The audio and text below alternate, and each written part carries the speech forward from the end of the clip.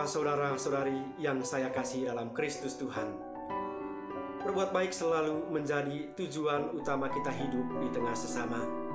Berbuat baik tidak hanya membuat kita menjadi seorang pribadi yang layak dijadikan inspirasi.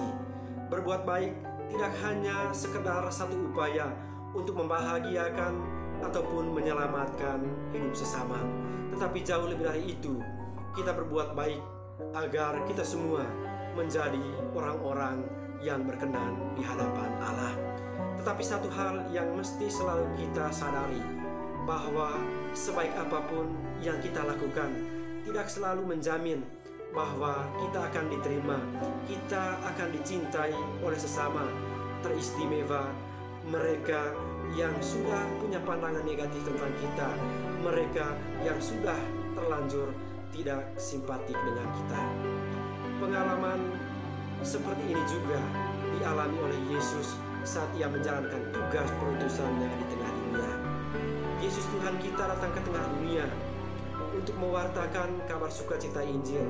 Ia juga datang untuk berkeliling dari satu tempat ke tempat yang lain untuk berbuat baik.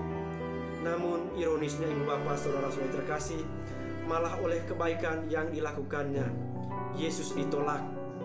Bahkan melalui bacaan Injil yang kita dengar pada hari ini, Yesus malah dicap sebagai orang gila, orang yang tidak waras, karena ia tidak taat pada aturan.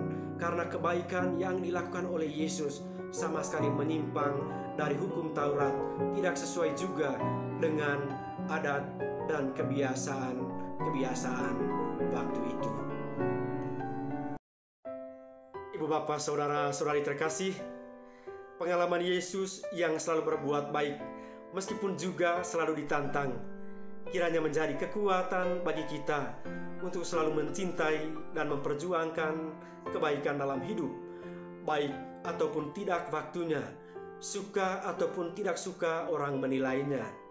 Karena kita semua dipanggil untuk melakukan kebaikan, tidak hanya demi kepentingan diri kita sendiri, tetapi teristimewa kita dipanggil untuk berbuat baik bagi sesama kita. Namun saudara-saudari terkasih, dalam melakukan perbuatan baik, hendaknya kita selalu menghindari diri dari prinsip ini, bahwa kita berbuat baik supaya orang senang dengan kita.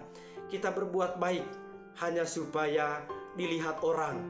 Kita berbuat baik hanya supaya Tuhan senang melihat kita. Tetapi kiranya kebaikan yang selalu kita upayakan dalam hidup menjadi pancaran dari kasih kebaikan Tuhan sendiri yang sudah terlebih dahulu berbuat baik kepada kita.